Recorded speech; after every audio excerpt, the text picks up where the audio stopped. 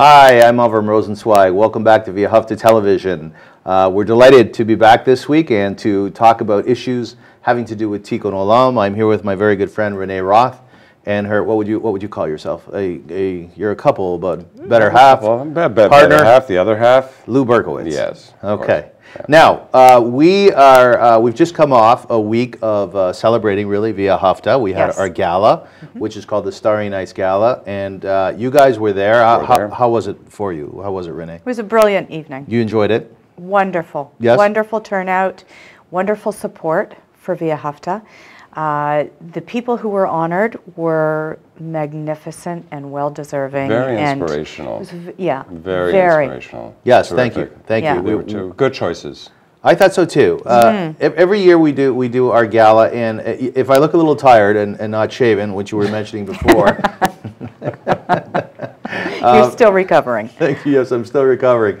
We do our gala every year, and part of the gala is to honor Tikkun Olam recipients, people who went through the Holocaust, and educate mostly youth on their experiences. Someone who was honored for medical work around the world, as well as an individual by the name of Adam Hummel, who we actually interviewed here on Via Hafta TV. Just a lovely young man. Yes. He was a young guy. He was He's done very inspirational. Yes, wasn't it? Also. Magnificent things in Kenya having to do with peace and farming.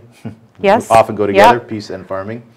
Speaking about peace and farming, why are you here? We're not farmers. And you're not peaceful people. No, you are. Actually, that is the reason why you're here. The reason why I asked my friends Lou and Renee to come today is because we have spent quite a bit of time together in the last, particularly few months. I've known you for many years. Yes. And I thought it was appropriate to bring out a couple who are what I would, whom I think are very peaceful people, very loving people, both of whom are involved in Tikkun Olam, obviously on some level. And I'd like to start off with you, Lou. All right. You're a young man. I'd like to think so. Well coiffed. Yes. Thank you. Yes. Yeah. It's interesting, between us. Yes, right? of course. Yeah. I have issues with your hair. I'd like that. They say bald is beautiful, by the way. So. Yeah, I agree with that. It is. Yes, it is beautiful. Yes, it is. So you are are you a real estate guy? I'm a real estate broker by trade. Yes. That's what I do. You actually have a radio show here in Toronto? I do have a radio show on AM 640. It's heard a couple times a month, and we talk about all matters real estate. It's great. I've been doing it for 4 years now. And you enjoy it? I enjoy it very much. Do people say you're good on radio? They actually do say I'm very good on the radio. I have a radio voice and a radio face, apparently, but we'll see how this turns out. And you're articulate. You have experience. Well, thank you. To speak of. I'm very comfortable doing the radio show. I like it. So if the real estate thing doesn't work out, I can always go back to that. Yes, and we all know there's lots of money in that. Oh. Anyways, I used to do radio. Now, Lou, recently I wrote an article about you. Yes. Yes. You did. And the article seems to have taken hold. Would you agree with that? I agree with that. Now, rather than me explaining what the article is like, could you please take off your jacket? All right. Thank you. Thank you. That's okay. We'll have to figure out, Renee, maybe you know your TV and radio there. Maybe you could help out there. Okay. Okay. Lou is taking off his jacket for a very specific reason, and we will show you why. There we go. Can we clip that onto his shirt?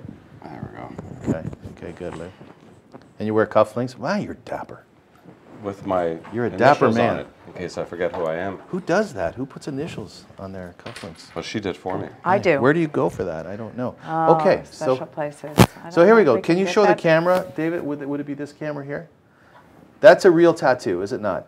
Oh, absolutely. Okay. That tattoo is probably, I think it's about 5 years old or so, and it's very strategically placed. It's very strategically done in terms of its style, because you can see it's not a perfect set of numbers or series of numbers. Yes. And this was the I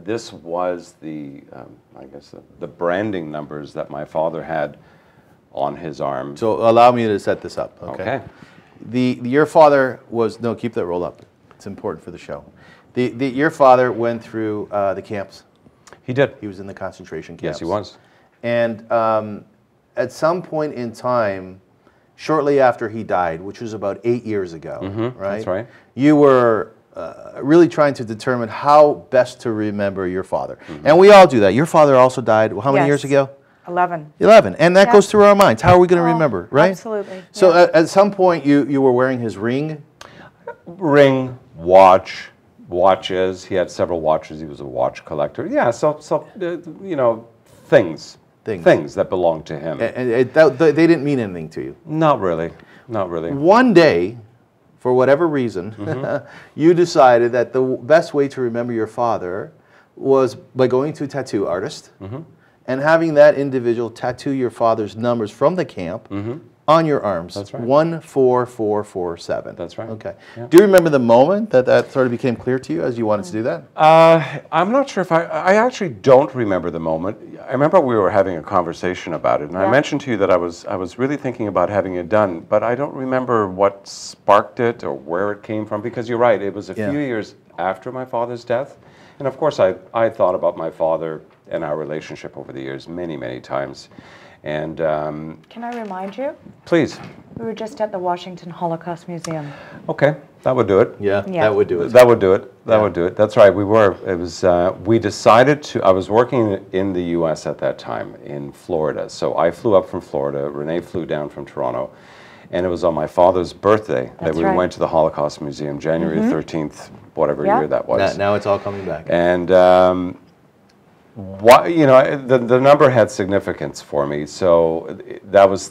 You're right. That was a catalyst. That's what did it. That's what did it. I can't remember that. It's funny, but I remember it now. Right. So that's what did it. So you go to the tattoo artist. Right. So did you tell him what the numbers were? Oh, absolutely. Well, what did he say? Absolutely.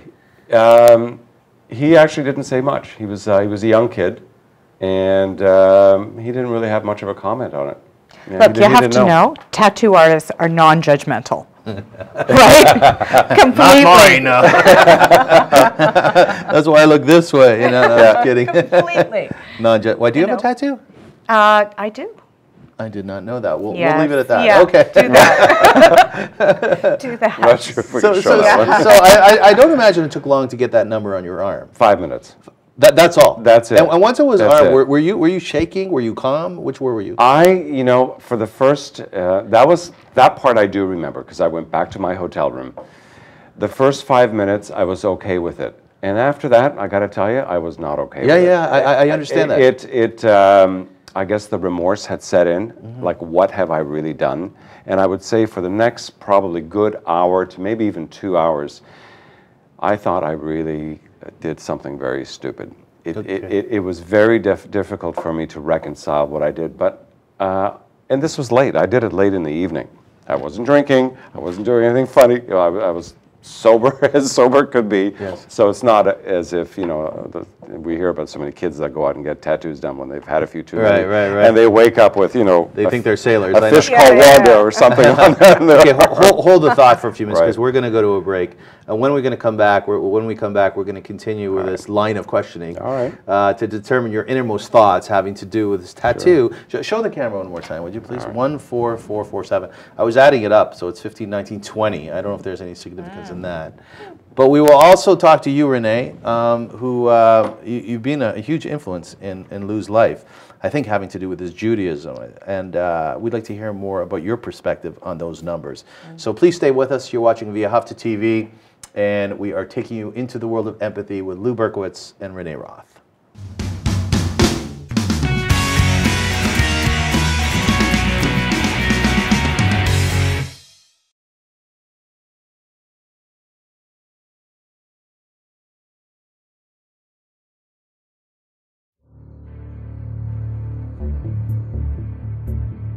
Animated by one supreme being, which is the God. We don't do this in a sense of feminism, rather this is... The interesting thing is that the political will seems to have come. You can find it only in Jews and Palestinians. Done a very good job at keeping it under control. That liberating people who are thought to be unjust because of social, economic, or political conditions. That time I thought it was so scary. Officials, Everything you do. When you know it, so you... Proxies of the Vision 27. Eating together.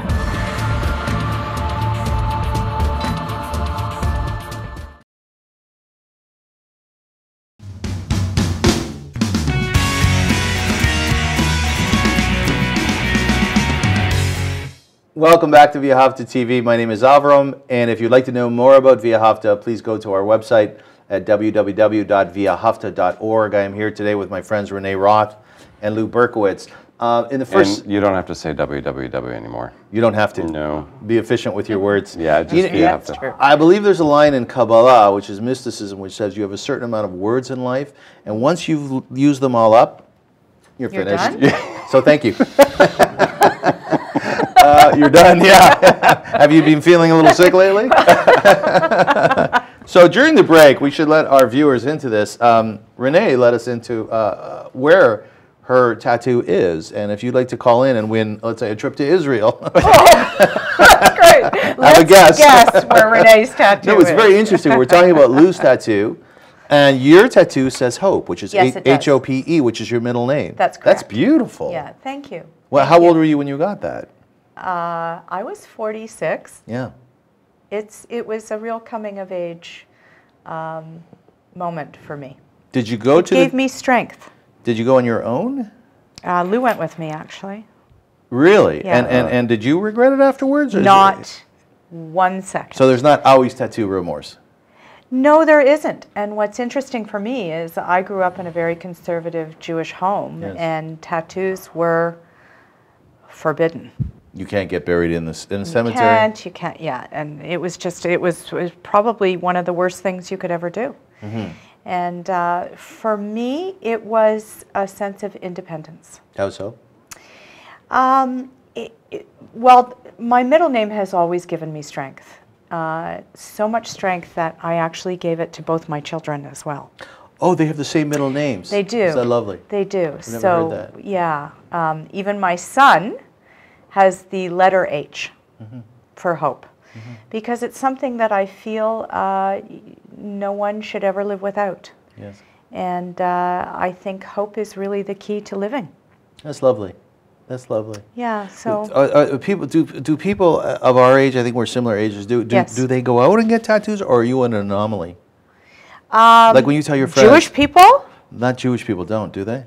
Jewish people don't, for the most part. No, so when you tell your friends, do they say, oh, Renee? Yeah, Do a they? lot of them. Yeah, But yeah. some of them, you know, they get it because it's very me.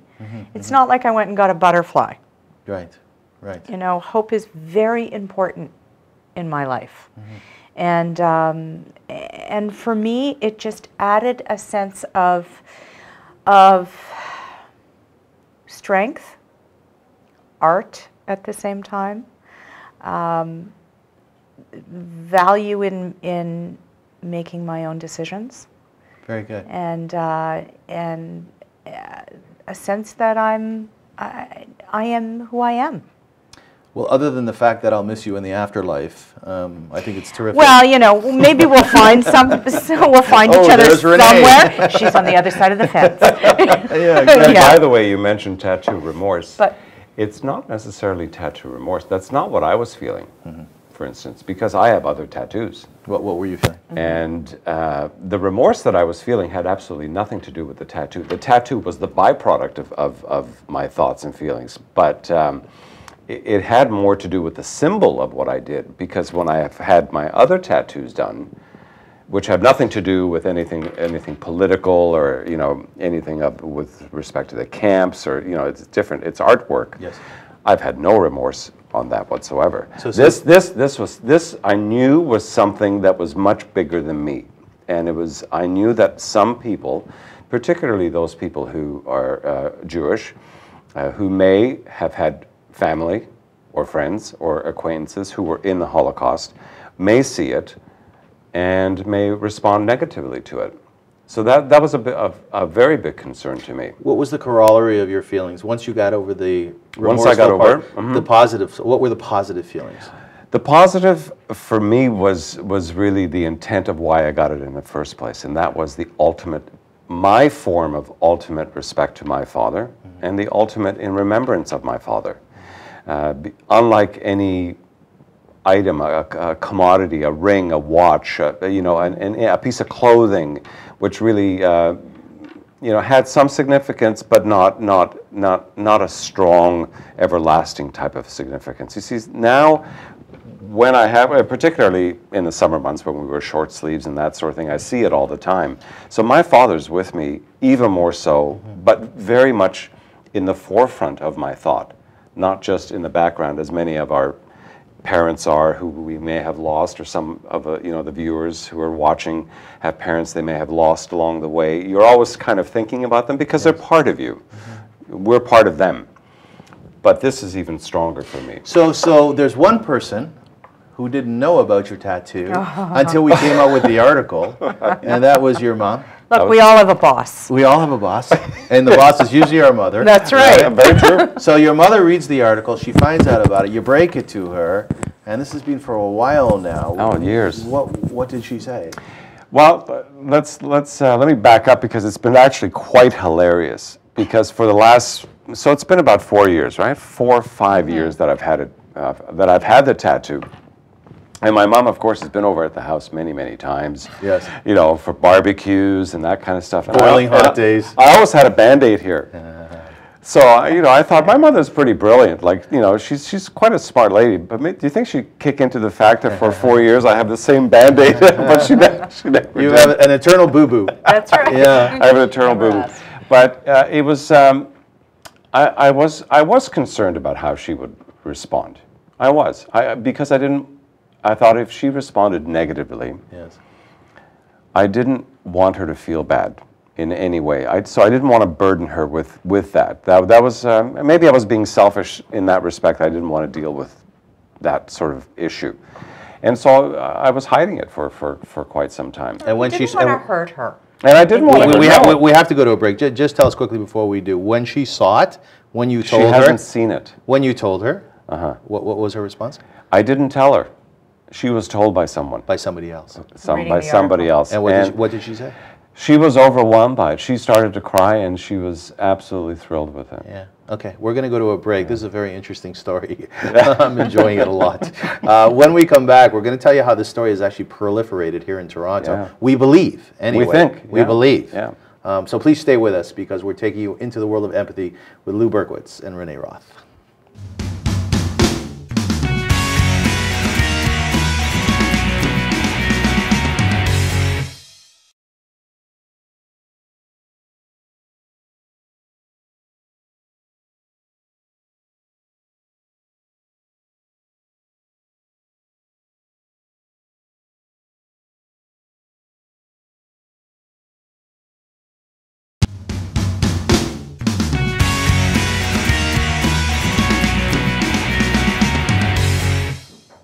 Welcome back to Via Hafta TV. We are here today with Renee Roth and Lou Berkowitz, and we're talking about specifically Renee's numbers on, or I'm sorry, Lou's numbers on his arms.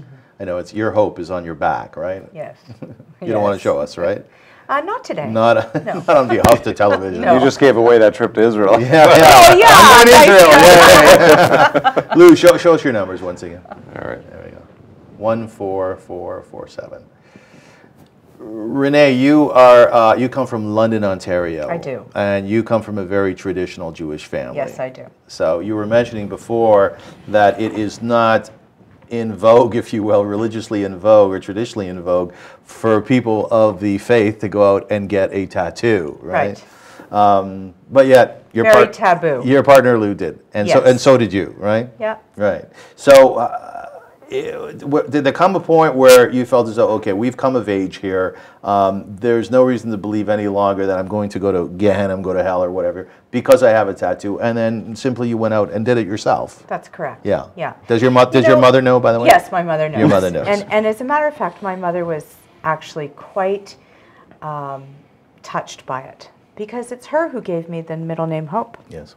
And it's my mom who, anytime I was down in my life, would say, "What's your middle name?" Yeah. The sun comes up tomorrow. Things always look better in the morning. Very nice. Never, hope is you must live with that. It's eternal. Yeah. So in terms of Lou's tattoo, Lou is, it was a very taboo thing. But knowing Lou's feelings about his dad and how those numbers really became symbolic of his father's strength of survival. and how he survived and how he lived his life. And for Lou to do that on his arm, I have great respect for him, because I think it's such a wonderful tribute to his father, and it reminds Lou on a daily basis of what's important. You know what I find interesting is you've drawn a picture for me of the Jewish community of London, Ontario, which is Yes. about 2 hours west of Toronto. Right. This show is also seen in the States. Suffice it to say that the Jews growing up in London, your father, God bless his soul, they were tough bastards, weren't they? Oh, yeah. Yeah, they weren't meager, were they? They weren't meager. I mean, they had to fight. They had to fight to There survive, was right? 500 Jewish families, Yeah. and you know, I remember an awful lot of anti-Semitism growing up. Yes. And had an experience myself. Did you? What was with it? You know, I helped, one day I helped a blind man, a man with a white cane, cross the street. I was about 13 at the time. And he told me, he started talking to me, and he said, you know, he makes wallets, would I like a wallet, and what nationality was I? And I told him I was Jewish, and he started to beat me with his cane. You were 13. I was 13. Really? Yeah. What did you do? And, well, I pushed him onto the curb. We Yeah. were on the other side of the street. And it Well, here was comes the downtown Mac London. Yeah. It was downtown London. Sorry. And I got away, and I ran to my father's store, a fish store. How did you feel at 13? I was horrified, It's traumatic. devastated, astonished, shocked. I couldn't believe it. Yeah. I couldn't believe it. Yeah, I get you. And but it was a very small community at that time, and we had two shuls, conservative and Orthodox, and it was a very tight community at the same time.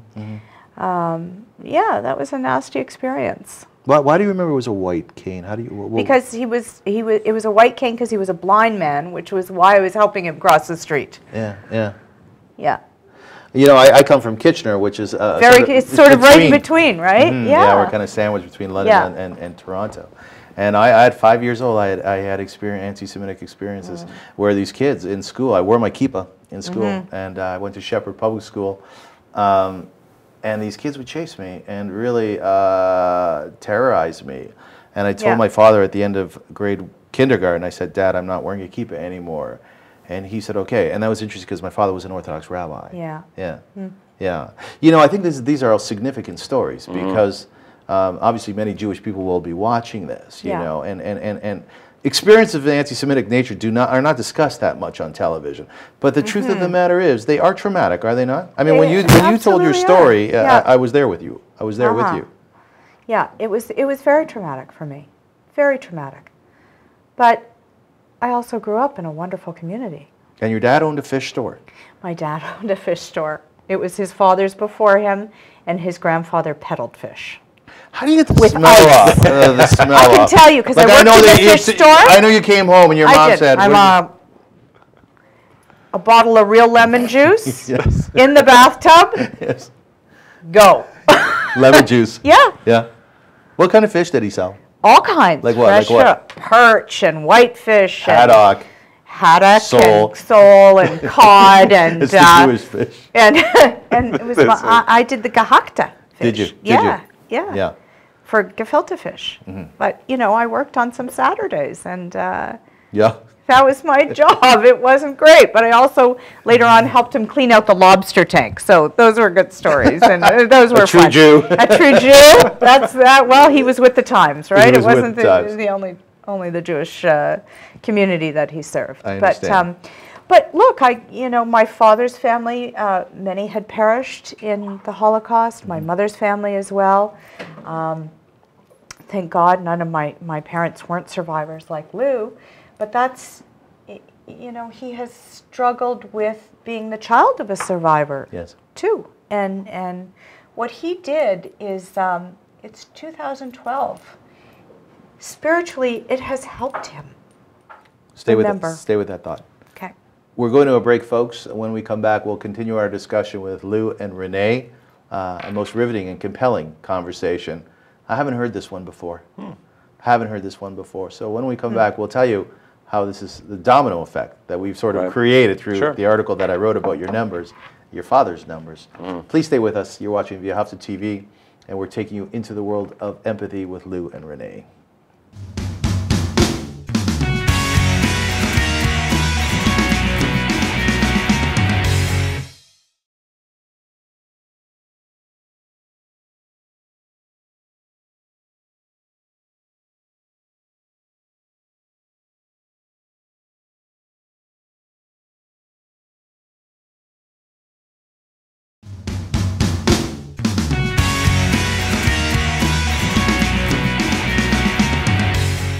Welcome back to Via Hafta Television. My name is Avram, and I'm the president of Via Hafta.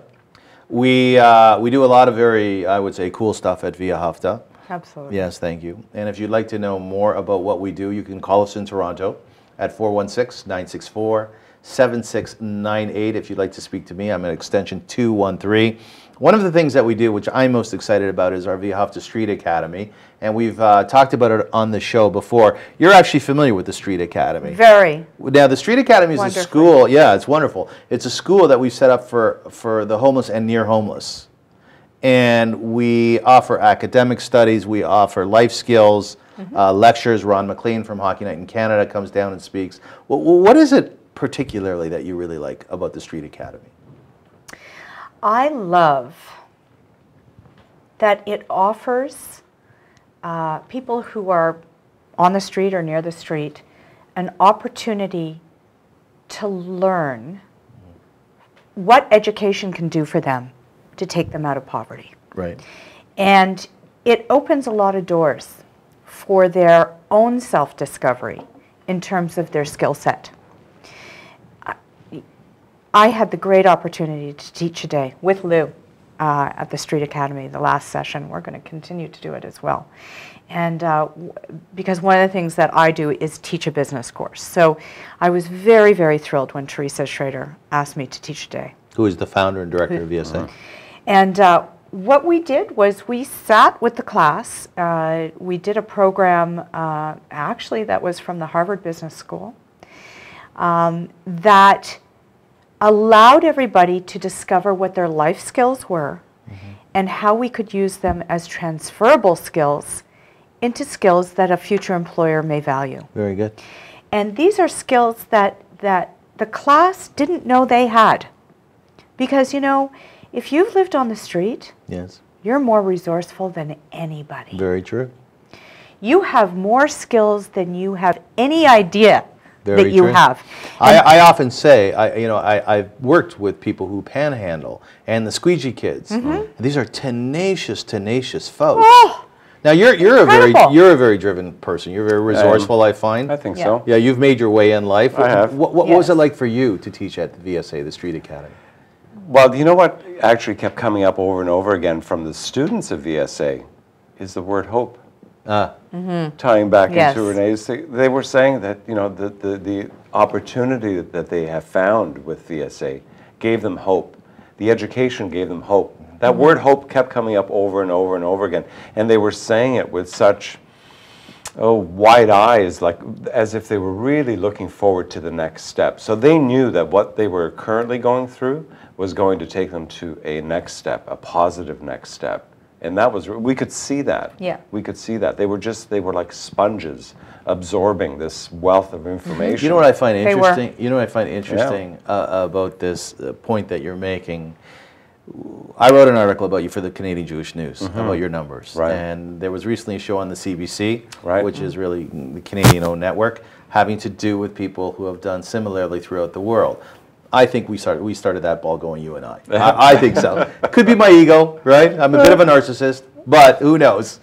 The reason you put the numbers on your arm, or at least in part, as you explained it to me, was because your father was such a hopeful person. Absolutely. They could not keep him down, those Nazis, right? That's right. Right? That's right. And he came out of there and he built a business. And when you went into VSA, and tell me if I'm correct here, I don't want to put words in your mouth, you saw hope in those kids, in those young people, right? Well, like hope's a big piece for you too. Well, and this is the thing, because they were very interesting and eclectic group of people with that was to me a classic example of that saying, don't judge a book by its cover. Yes. Because they were very different people, men and women, some younger, some older, but all had such varied experiences in life. Many of them, the type of experiences that most people never experience, and that's just, it could be through circumstance, you know, who knows exactly how they got to where they got. But now I found that they were probably in a very bad place at one point. Now they're coming out of it. And they were coming out of it with drive, determination, and that feeling of hope.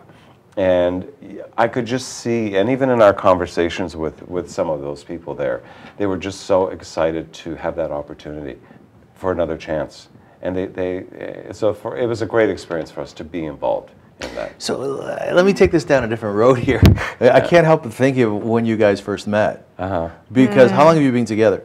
Almost 7 years. 7 years. So Yeah. clearly after 7 years you create quite a symbiosis, right? Seven's an important number in Judaism. is. Right, but what was the question? There was a question that you talked about at your first meeting. What was it again? You told me when we were having a party, and you told me one of the questions that came up first night. Okay, we'll shelve that. Maybe it'll come back later. Yeah. But clearly, you are both people who are very hopeful. Your father was a survivor, yeah. right? Your father had to survive. He had to be He tough. was a real, both my parents. And your mother as real well. survivors, yeah. Is that one of the things that brought you together, holds you together? Is like hope a big piece of your Well, life? I think it certainly, at the beginning, maybe not so much. But now, as we have gotten to know each other, of course, so much better, we have brought together two families with my children and Renee's children. Yes. And so life has obviously changed. It's become more complex. And our outlook of how we live our daily lives, hope is certainly a big part of it, because we, like everybody else, has ups and downs. And Renee's actually one of the biggest cheerleaders that I've ever met, you know, because when the days are down, she just says, it's okay. I know. Have hope. You are. She is. You really are. It's just, you You're know, She is. Yeah. it's me. It's She the wears glass- that tattoo well. Yeah. Nicely said. She really does. You know, there's a lot behind that. It's not just a symbol, a meaningless symbol in this particular case. It has a lot of very definitive meaning to it. Man, you love her a lot, eh? I do. How could you not? You do too. Oh, nice. No, I do love her name. That's true. Is he? Now I'm blushing. No, it's okay. It's okay. Is he a hopeful man? He's a very hopeful man. He is, he's a real pillar of strength and hope. And for me, that's a wonderful balance. Because, you know, we do talk about tikkun olam, starting at home. It's like when we light the Shabbat candles, we gather our family first, and then the community, and then the world. But gathering the family is really a relationship. And repairing the world in a relationship is so about treating each other with respect and hope and integrity and grace and kindness. Yes. And we forget that sometimes, you know, those who are closest to us. But this is my partner. This is, That's nice. this, we have that together. And I know he's got my back and I've got his. Is he too good for you? No. Is she too good for you? No. I've always thought that the way you gauge a relationship, if it's a good one, is by saying, I don't know what she sees in me, man. She's just too good for me. Oh, really? Well, you know what? I would say that 10 years ago, Yeah. I probably would have thought that he was too good for me. Yes. But I've grown up. And I haven't. Okay, let's go to a break, folks. We'll be back in a couple of minutes to continue this really warm and compelling and fascinating conversation with my good friends Lou Berkowitz and Renee Roth. You're watching V'Ahavta Television, where we take you into the world of empathy with them. Yeah. How wonderful.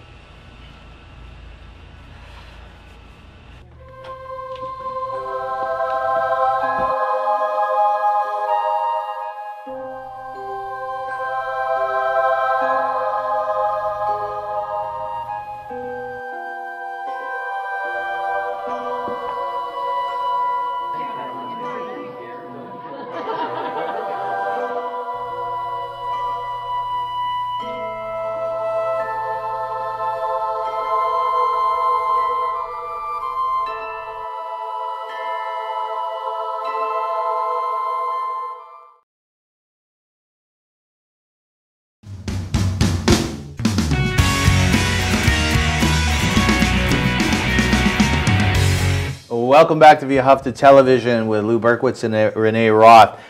You, in your own right, have done some very cool Tikkun Olam stuff, right? There is a gala, or a party, if you will, here in Toronto. Yes.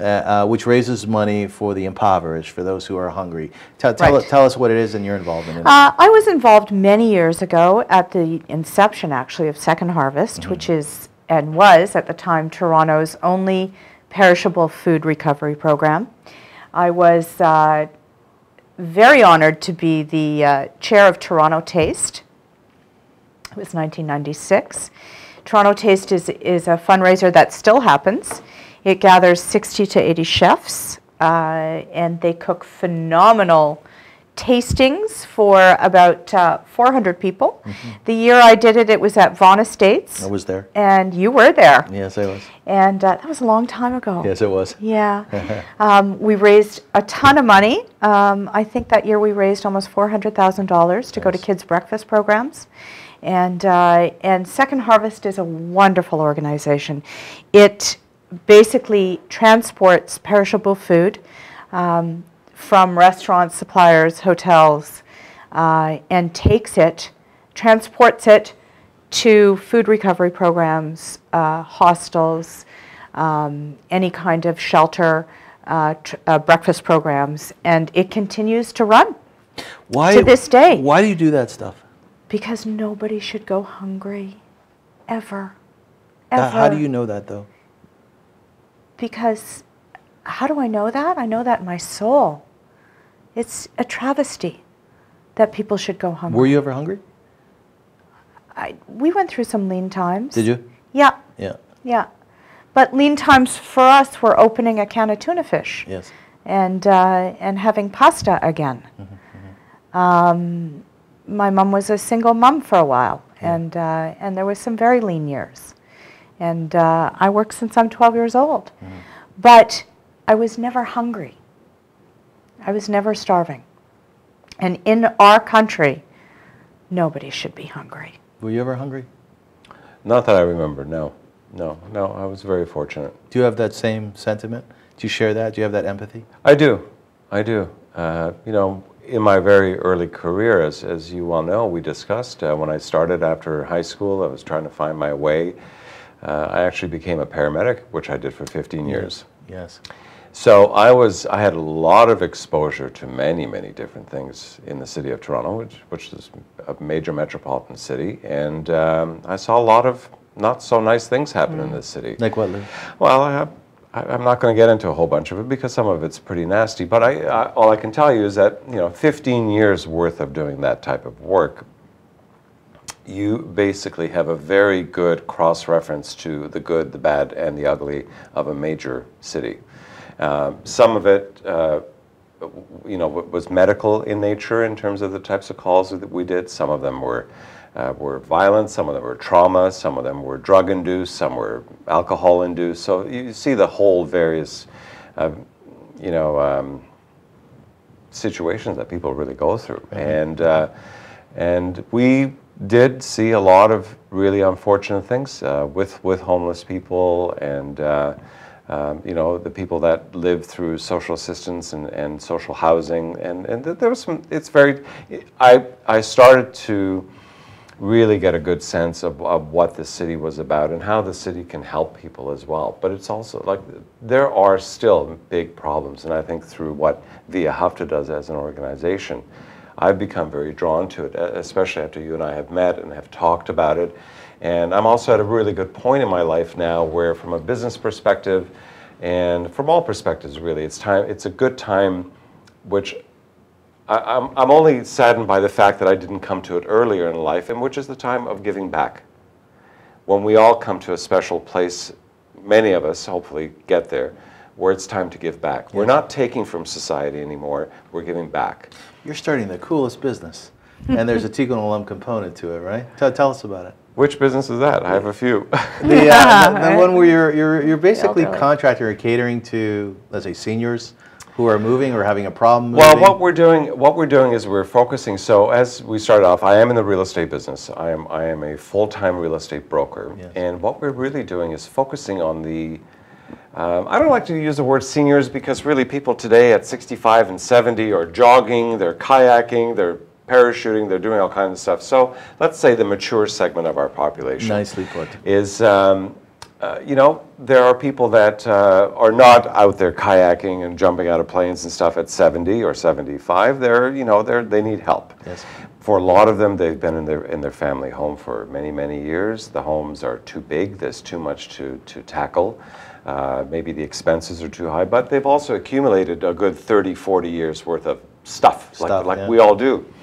So through the real estate program that my partner and I are putting together, we are going beyond just the sale of the home, but we're helping families. So not just the mature crowd, but also their children. How do they help mom and dad move? What is it? Because any good realtor can sell a home, but what about the stuff? What about the estate matters? What about the tax issues? So obviously some things we don't give direct tax advice, but we have the resources of people that are specialists in these fields that can talk about estate planning and what it means about inheritance tax and all those sorts of things. What happens when you meet a senior, a more mature person who says to you, Lou, I've been in this house for 55 years. Right, and I do. Yeah, I've been here for 55 years. You have no idea what it's like. If I'm going to a senior's home, I'm going to a smaller apartment, I know that's my last step. It's their last move. What do you say to them? I say you're right. And you want to make sure that next move, which is probably going to be your last move, you want to feel comfortable about that. You want to make sure that you've done the right thing. You don't want to second guess. You don't want to have remorse over that decision. Yeah. So what I have found and what I really like about working with this segment of this population is this segment of the population needs time. They need our time. And that is what's not being offered. Because in this business, in my business, it's really about the transactions. Agents make money by selling homes. The more you sell, the more you make. So they're in a rush. Everybody's in a rush. They don't have the time to sit down. And quite frankly, an elderly person needs a good 2, 3, 4, 5 hours. You're a good man. You're a good man. We're going to a break, and as we do, I'll just tell you, when my father passed away, my mother, about a year and a half later, looked for a condominium, and the real estate agent that she was working with just pestered her. Didn't give her the time. Day and night, Lou, day and night. And I said to the woman, I said, back off. My mother's still mourning, and she needs, of course, she needs time. the time. That's time. Yeah. We're going to a break, and when we come back, we're going to our last segment with Lou Berkowitz and Renee Roth. Please stay with us as we take you into the world of empathy.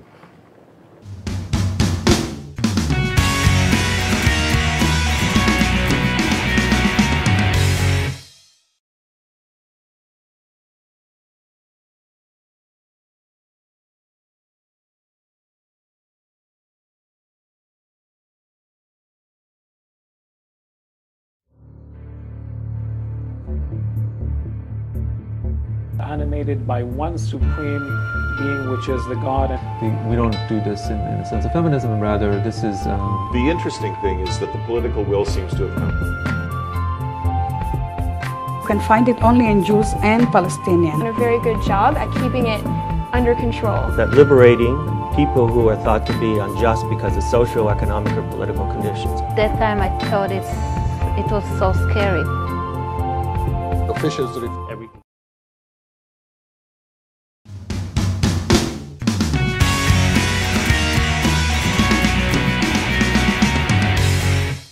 So this is our last segment, so we have to cram in a bunch of stuff. Lou, just show our viewers once again your number there, 14447. Your father was in Auschwitz? Auschwitz, yes.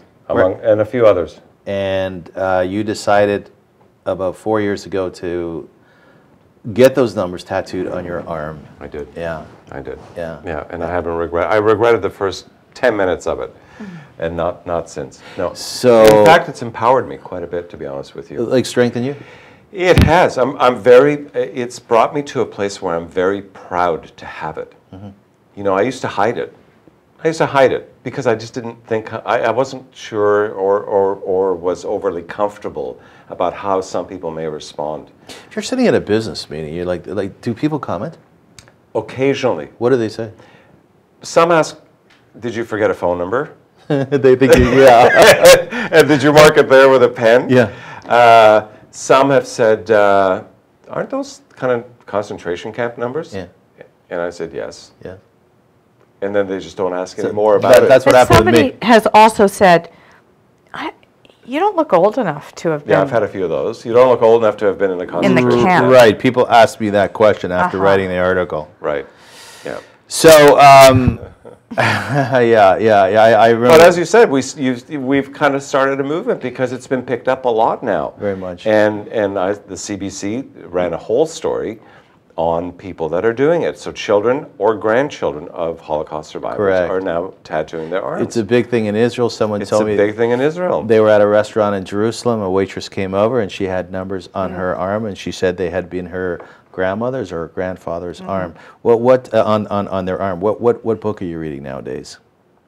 Oh, I'm just about finishing The Dove Keepers. And how is that? Oh, phenomenal. What's so great about It's it? the story of Mitzvah. And you enjoy it? Yes. Yeah. Yeah. What book are you reading? I'm trying to read The President's Club. The President's Club? The President's Club, which is an actual club that was started by, it was Nixon who started it, Nixon and his wife. How many members would it have, the President's Club? Only the ex-presidents that are alive. Only the ex-presidents that are alive at any US given presidents. time. Yeah. So they secretly bought a beautiful, smallish mansion in Washington, D.C., and it is the president. That's where the presidents hang out. It's an actual club. It's an actual club. It's an actual club, and it's one of those clubs whereby, at any given point, the club membership is always different because it's depending on how many presidents are alive. But if you think about it this way, the whole concept of it was this. Okay, you've campaigned for the presidency of the United States. You've been out there fighting for this thing, but really you have no idea what the job entails until one day they say, congratulations, you're Mr. President. And you can see that all over Obama's face. Right. Yes. And the only He's aged. But the only person that knows what you're going through is a former president. So you're Canadian. Are you happy? I'm a dual citizen, actually. I'm a U.S. and Canadian citizen. So good. This question is Yes. even stronger then. Are you happy about the results of the American election? I am. I voted. Yeah. Oh, okay, okay. I And did vote. can I ask This you, you was my voted? first- You voted for Obama. I did. This And- is my first year that I voted. Why did you vote for Obama? I voted for Obama because I felt that, first of all, Obama stepped into a landmine, and what he inherited was bigger than anybody could ever fix. I believe he's got some great plans going forward. I believe that that in terms of women, he's a much stronger candidate. It's great to see that there are 20 women senators now as opposed to 7, 6 weeks ago. I believe that Obama has, I think that we don't know the whole story of what is actually going on, but I believe that he was the better candidate Will there ever from be Mitt Romney. Will there ever be a Jewish president? Oh, I hope so.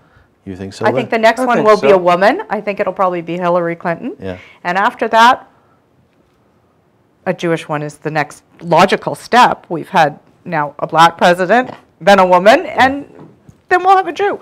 It's all good. Where do you guys hope to be? Where do you think you'll be in 10 years from now? We're going to be traveling a lot because traveling is in our sights. We both love to travel. Yes. We love to see the world. And I think we'll probably be, our home base will be in New York. I suspect in New York City is where we'll be living. I just felt so sad. Yeah. Oh, really? Oh, Yeah, I'll miss Why? you. There'll be a room. We'll have a place here. I'll take care of your house. I In love your house. Toronto. Yeah, Oh, okay. thank you. Yeah, you can move in. Yeah. Thank Yeah. you. But definitely travel. I think that's very big for both of us. We love to travel. We love to explore. And so that's And hopefully, our goal is to have as much time to be able to help others on a full-time basis. Spend as many hours as we do working now, helping others. So when your children come to you, or they'll come to you, God willing, you'll be a booby one day, right? That'll be nice. Yeah, it'll be nice. And they'll come to you and they go, Mom or Mommy, what should I tell my kids about Tikkun Olam and about sharing? What will you tell them? I'll tell them what I've always told them, that you're not alone in this world. That the world, it does take a village. And the world is about all of us together. And you'll feel much better about yourself if you help somebody else. What do you tell your lovely children? Well, something very similar, you know, that always have respect for others, always have respect for others. And you know, nothing new really, Avram. It's like, you know, treat them the way that you want to be treated. It's really important. And help them out. Go the extra distance. And I've been seeing it happen with my kids. Yeah, me my too. daughter's going through something right now with a friend, and she was just telling me how she's helping her friend. And I said, oh, that's so nice of you to do that for her. And she said, well, it just felt natural to do. That's when you know you've done a good parenting job. It feels natural for them to help.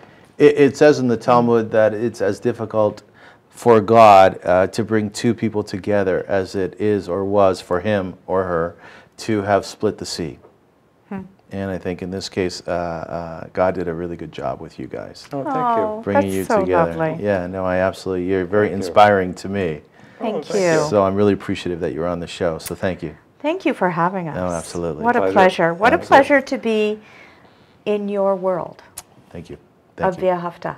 Thank you. It does make a difference. We have to sign off. Bye-bye. But we want to thank everybody for watching and ask you once again, please, when you have a chance, go to our website at v'ahavta.org and find out more about what our organization does. Its mission statement is really to encourage all peoples to play a role in Tikkun Olam. Thank you so much for watching V'ahavta TV. We were taking you into the world of empathy with Lou Berkowitz and Renee Roth. Thank you. Thank you. Thank you.